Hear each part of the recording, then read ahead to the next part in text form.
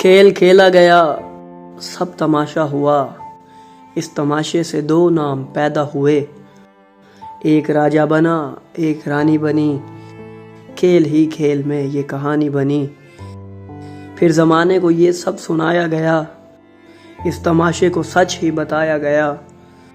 जब जमाना भी मसरूर होने लगा, तब से ये खेल मशहूर होने लगा।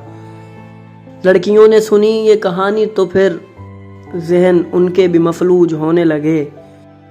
थाम कर हाथ लड़कों का कहने लगी, मेरा राजा है ये, इसकी रानी हूँ मैं, बस दीवानी हूँ मैं, बस दीवानी हूँ मैं। बेटियों का ये चेहरा जो देखा तो फिर बेटियों तक से भी बाप डरने लगे। इस तमाशे से कई बाप मरने लगे।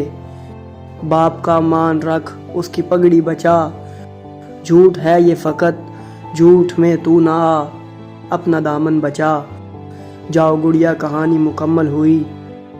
कोई राजा नहीं, कोई रानी नहीं, इस मोहब्बत की कोई कहानी नहीं।